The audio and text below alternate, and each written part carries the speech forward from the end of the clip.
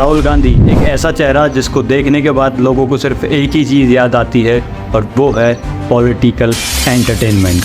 आपके लिए मैं पप्पू हूँ, आपके लिए मैं अलग अलग गाली दे सकते हो। लोग इंतज़ार करते हैं कि कब राहुल गांधी अपना मुंह खोले और कब हम उनकी टांग खींचनी शुरू करें। अपोजिशन पार्टीज़ हो या फिर देश का मीडिया, वो सब के सब इस इंतज़ार में रहते हैं कि आखिर कब राहुल गांधी अपना मुंह खोले, कब राहुल गांधी की ज़ुबान से कुछ निकले और हम लोग उस पर मीम्स बनाएं। राहुल गांधी के बारे में एक और चीज़ बड़ी फेमस है, ये कितना भी कोशिश करें और कितनी भी 100% एक्यूरेट बात बोलने की ये कोशिश करें, लेकिन फिर भी इनकी बातों में कहीं ना कहीं से अपोजिशन पार्टीज़ और देश का मीडिया कमी निकाल ही देता है। लेकिन हद तो तब हो गई जब लोगों ने राहुल गांधी की छोटी छोटी गलतियों की वजह से इनको एक नाम दिया और वो नाम था पप्पू। लेकिन आखिर राहुल गांधी इतने ज़्यादा अंडररेटेड क्यों हैं और क्यों लोग इनको ज़्यादा सीरियस नहीं लेते?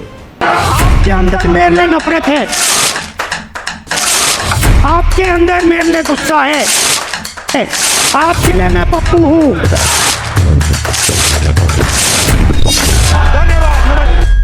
वीडियो में आगे बढ़ने से पहले मैं एक चीज़ यहाँ पे क्लियर करना चाहता हूँ कि ये जो वीडियो है ये मैं ना राहुल गांधी के सपोर्ट में बना रहा हूँ, ना कांग्रेस पार्टी के सपोर्ट में बना रहा हूँ और ना मैं किसी एक पार्टी से ऑब्सेस्ड हूँ। इस वीडियो को बनाने के पीछे मेरा सिर्फ एक ही मोटिव है और वो है कि लोग ये जान पाएँ कि किस तरीके से बिना सच्चाई जाने और एक दूसरे की बात सुन के लोग अपनी अपनी अलग अलग धारणाएँ बना लेते हैं किसी एक इंसान के बारे में। अच्छा, साल 2014 के लोकसभा चुनावों में पप्पू शब्द राहुल गांधी के लिए एक मजाकिया शब्द बन गया। बीजेपी के आईटी सेल और बीजेपी के जितने भी वर्कर्स और सपोर्टर्स थे, उन्होंने ये चीज़ इंश्योर करी कि जैसे ही गूगल पे पप्पू सर्च किया जाए तो उसके रिजल्ट में जो पिक्चर है वो निकल के आए राहुल गांधी की, और इस चीज़ में जो बीजेपी थी वो कामयाब भी हो जाती है।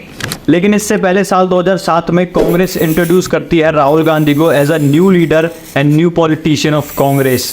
लेकिन यहाँ पे एक ट्विस्ट था, और वो ट्विस्ट था कि जब राहुल गांधी से कहा जाता है कि अभी आपको भाषण देने हैं तो राहुल गांधी यहाँ पे मात खा जाते हैं और कांग्रेस के 3000 वर्कर्स को वो सेटिस्फाई नहीं कर पाते अपने स्पीच और अपने भाषण के थ्रू। कुछ अपोजिशन लीडर्स का यहाँ पे कहना था कि जो गांधी परिवार है वो समझता है कि प्रधानमंत्री की कुर्सी पे उनका जो अधिकार है वो जन्म सिद्ध है, और भी काफ़ी सारी चीज़ें जो थी गांधी परिवार के बारे में ऐसी चलाई गई, और ये एकमात्र रीज़न हो सकता है कि गांधी परिवार के जो नाम हैं वो मजाकिया तौर पर रखे गए। अक्सर आपने देखा होगा कि राहुल गांधी का जो मजाक है वो उनकी स्पीच के थ्रू बनाया जाता है, यानी कि जो भाषण वो स्टेज पे चढ़ के देते हैं उस भाषण से क्लिप्स कट करके राहुल गांधी का मजाक बनाया जाता है। लेकिन ऐसा मैं क्यों कह रहा हूँ, इस चीज़ को हम समझते हैं एक एग्जाम्पल से। अब मान के चलिए दो इंसान हैं ए और बी, अब ये दोनों के दोनों एक सीट के लिए खड़े हो जाते हैं। अब यहाँ पे जो ए है वो अपने भाषण में कहता है कि बी जो है वो बहुत ज़्यादा बेवकूफ़ है, उस पर कुछ नहीं आता, उसे कुछ नहीं पता, ही do not know anything about politics. अगर उसके हाथ में हम लोग देश की बागडोर देंगे तो शायद देश डूब जाएगा। लेकिन लोग एक ही बातों पे क्यों ही यकीन करेंगे, क्योंकि ए के पास अभी तक कोई इसके बारे में प्रूफ नहीं है।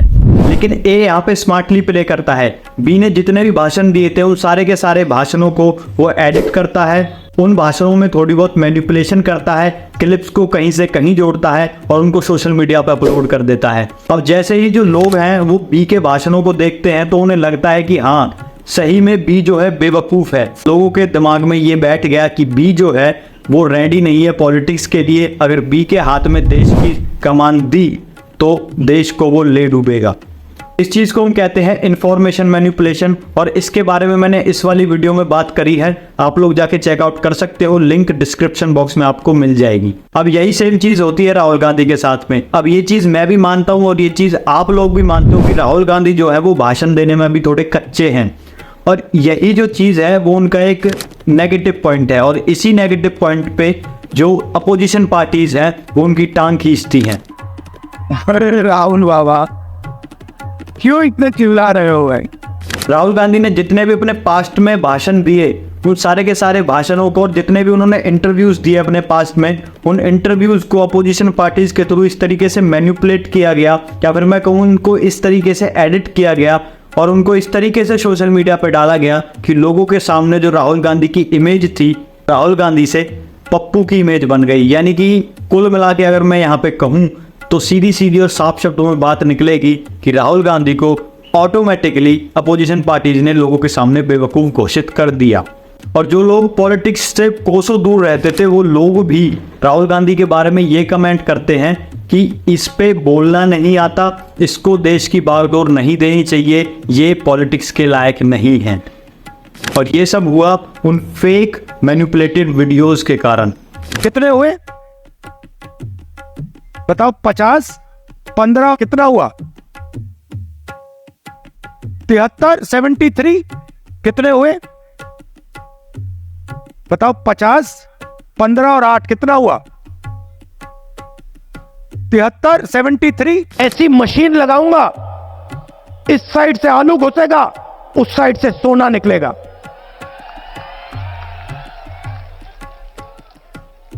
इस साइड से आलू डालो, उस साइड से सोना निकालो। इतना पैसा बनेगा, आपको पता नहीं होगा क्या करना है पैसे का। आलू के किसानों को कहा ऐसी मशीन लगाऊंगा, इस साइड से आलू घुसेगा, उस साइड से सोना निकलेगा।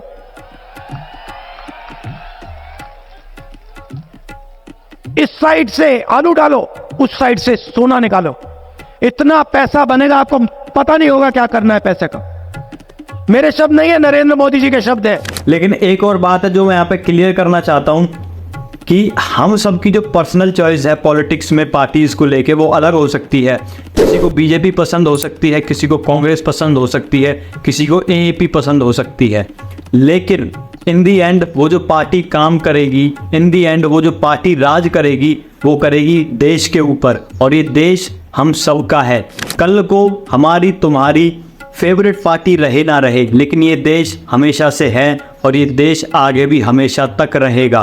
कल को तुम्हारा फेवरेट पॉलिटिकल लीडर रहे ना रहे, कल को मेरा फेवरेट पॉलिटिकल लीडर रहे ना रहे, लेकिन फिर भी ये देश रहेगा। अगर आपको वोट्स देनी है तो उसको दो जो इस देश के लिए काम करे, जो आप लोगों के लिए काम करे, ताकि सिर्फ अपने लिए काम करे और अपने सेल्फ मोटिव्स को वो पूरा करे। अगर वो अच्छा काम कर रहा है तो उसकी तारीफ भी की जाए, अगर वो बुरा काम कर रहा है तो उसकी बुराई भी की जाए, तभी जाके इस देश के अंदर एक चेंज आएगा। सिर्फ अंधभक्त बने रहने से कुछ नहीं होगा। किसी के अच्छे कामों की वजह से उसके बुरे कामों पे पर्दा डालना एक बहुत बड़ी बेवकूफ़ी है और ये बेवकूफ़ी हम सबको फ्यूचर में बहुत दुख देगी। इसीलिए अभी भी टाइम है, थोड़ा सोच के और थोड़ा समझ के ये फैसले लिया करो।